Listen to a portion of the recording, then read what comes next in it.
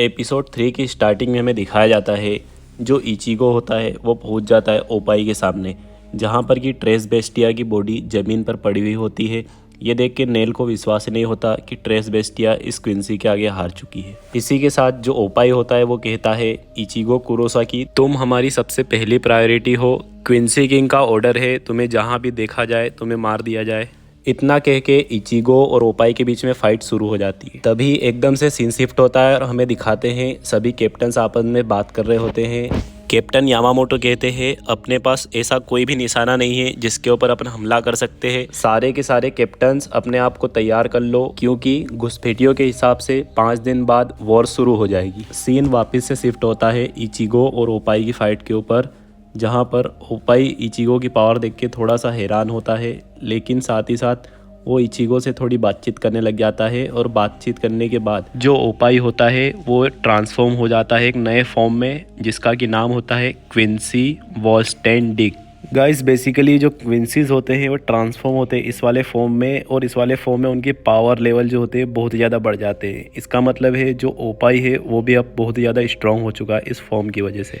इसी के साथ सीन शिफ्ट होता है क्विंसी किंग के ऊपर। क्विंसी किंग के पास खबर आ चुकी होती है जो स्टर्न रीडर जे नाम का बंदा है यानी कि ओपाई, वो इचिगो कुरोसाकी से फाइट कर रहा है। क्विंसी किंग कहता है अब टाइम आ चुका है सोल सोसाइटी के ऊपर हमला करने का, और ये कह के क्विंसी किंग और उसकी पूरी सेना सोल सोसाइटी पे हमला करने के लिए तैयार हो जाती है। तभी सीन शिफ्ट होता है इचिगो और ओपाई की फाइट के ऊपर। जो ओपाई है वो इचिगो के ऊपर थोड़ा भारी पड़ रहा होता है उसकी न्यू ट्रांसफॉर्मेशन की वजह से। इचिगो अचानक से गेत्सुगा तेंसो से हमला करता है ओपाई के ऊपर, लेकिन ओपाई को उसका 1% भी असर नहीं होता। यहाँ तक कि ओपाई उस हमले को डॉज करना भी जरूरी नहीं समझता और वहीं के वहीं खड़ा होता है, उसके बावजूद उसे 1% भी डैमेज नहीं होता। ये देख के इचिगो थोड़ा सा हैरान हो जाता है। इचिगो अपनी पोजीशन पे खड़ा होता है। इसी के साथ जो ओपाई होता है अपनी स्वॉर्ड को ऊपर करता है और एक अटैक चार्ज करने लग जाता है। अटैक चार्ज करते ही करते उसको एक बहुत ही ज़्यादा जोर का मुक्का आके लगता है यानी कि ओपाई को, और हम देखते हैं जो ट्रेस बेस्टिया का जो बीस्ट होता है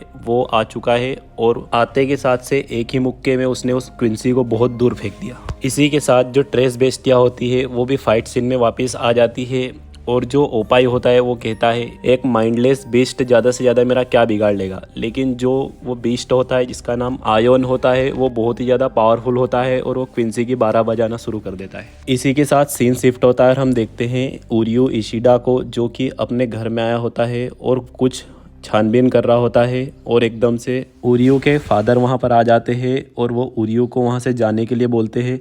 लेकिन उरियो बहुत ही ज़्यादा गुस्सा हो जाता है और गुस्से में कहता है जो यूको मुंडो और सोल सोसाइटी है वहाँ पर क्विंसीज के द्वारा हमला हुआ है, और क्योंकि मैं भी एक क्विंसी हूँ मुझे जानने का पूरा अधिकार है कि आखिर ये क्विंसी कहाँ से आए हैं और ये क्यों हमला कर रहे हैं। तभी क्विंसी का जो फादर होते हैं जिनका नाम रियूकेन होता है वो जाते जाते कहते हैं जो तुम यहाँ पर ढूंढ रहे हो वो तुम्हें यहाँ नहीं मिलने वाला। तभी सीन शिफ्ट होता है और हमें दिखाते हैं सोर्यू गेट एंट्रेंस, जहाँ पर कि यूकी और सीनो भी होते हैं। वो आपस में बातचीत कर रहे होते हैं कि जो क्विंसीज और सोल रिपर्स है दोनों का काम है होलोस को मारना, तो फिर आपस में दुश्मनी कैसे हो गई। तभी यहाँ पर एक बंदे की एंट्री होती है जिसका नाम काजोमारू होता है, जो कि स्क्वाड 13 के 6th सीट का बंदा होता है। जो काजोमारू होता है वो इन्हें बताता है सोल रिपर्स का काम होता है जो भी सोल्स होलो में कन्वर्ट हो चुकी हैं उन सोल्स को प्यूरिफाई करना, यानी होलोस को मारकर सोल्स को प्यूरिफाई करके वापस सोल सोसाइटी में भेजना। लेकिन जो क्विंसीज होते हैं वो होलोस को पूरे तरीके से मार देते हैं, जिसके कारण से सोल्स रहती है वो वापस सोल सोसाइटी में वापस नहीं आ पाती, जिससे कि इम्बैलेंस क्रिएट होता है। और अगर इम्बैलेंस क्रिएट होता है तो इससे सोल सोसाइटी और वर्ल्ड ऑफ लिविंग आपस में मिलकर कोलैप्स हो जाएंगे और सारे के सारे लोग मारे जा सकते। इसी से बचने के लिए हम लोगों ने क्विंसीज को रोका, और अगर हम उन्हें नहीं रोकते तो सब कुछ तहस नहस हो जाता। पहले तो सोल रिपर्स ने क्विंसीज से बातचीत करके इस मैटर को सुलझाने की कोशिश की, लेकिन क्विंसीज ने हर बार सोल रिपर्स की नहीं सुनी और वो लगातार होलोस को मारते गए, जिसके कारण आज से 200 साल पहले क्विंसीज को मारने का ऑपरेशन शुरू किया गया। तभी सीन शिफ्ट होता है और हमें उरियो दिखाया जाता है जो कि अभी भी लगातार छानबीन किए जा रहा होता है। तभी सीन शिफ्ट होता है हेड कैप्टन यामामोटो और कैप्टन कुरोसुजी के ऊपर। ये दोनों आपस में बातचीत कर रहे होते हैं क्योंकि जो कैप्टन कुरोसुजी होता है उसने 28,000 सोल्स को मारने का आदेश दे दिया होता है ताकि बैलेंस क्रिएट हो सके। इस बात को लेकर कैप्टन यामामोटो कैप्टन कुरोसुजी पे गुस्सा होते हैं, लेकिन उल्टा कैप्टन कुरोसुजी ही कैप्टन यामामोटो को सुना देते हैं ये बोलते हुए कि आपकी गलती है कि आपने 1000 साल पहले क्विंसी किंग को नहीं मारा। इसी के साथ सीन शिफ्ट होता है और हमें आयोन और ओपाई की फाइट दिखाई जाती है। जो आयोन होता है वो ओपाई को इतना गंदे तरीके से मार रहा होता है, लिटरली ये सीन देख के मेरे को अवेंजर्स में हल्क और लोकी की याद आ गई। जिस लेवल का हल्क ने लोकी को कूटा था भाई मज़ा ही आ गया था। लेकिन लिटरली हल्क भी इस बंदे के सामने यानी कि आयोन के सामने फिलहाल मेरे को बच्चा फील हो रहा है, क्योंकि जो आयोन होता है वो इस क्विंसी को उससे भी कहीं गुना ज़्यादा गंदे तरीके से मार रहा होता है और आखिर में मार मार के उसको गाड़ देता है ज़मीन में। वो भी भाई इस तरीके से कौन गाड़ता है यार किसी को। ट्रेस बेस्टिया की एक मेंबर कहती है मैं अभी तक हैरान हूँ तुम अभी भी एक पीस में कैसे बचे हो। लेकिन इतने में ही जो ओपाई होता है वो क्या मालूम कैसे उठता है और उस लड़की को तलवार कोप देता है और इसी के साथ ओपाई अपने आप को चार्ज करने लग जाता है और अपने एरिया में जितनी भी रेसी मौजूद होती है सभी को एब्जॉर्ब करना शुरू कर देता है। और रेसी एब्जॉर्ब करते करते ही जो ओरीहिमे का जो स्पेल है उसे भी एब्जॉर्ब करता है, चेट की सील्ड को भी एब्जॉर्ब करता है और तो और जिससे वो लड़ रहा था यानी कि आयोन से, वो आयोन को भी पूरा का पूरा एब्जॉर्ब कर लेता है।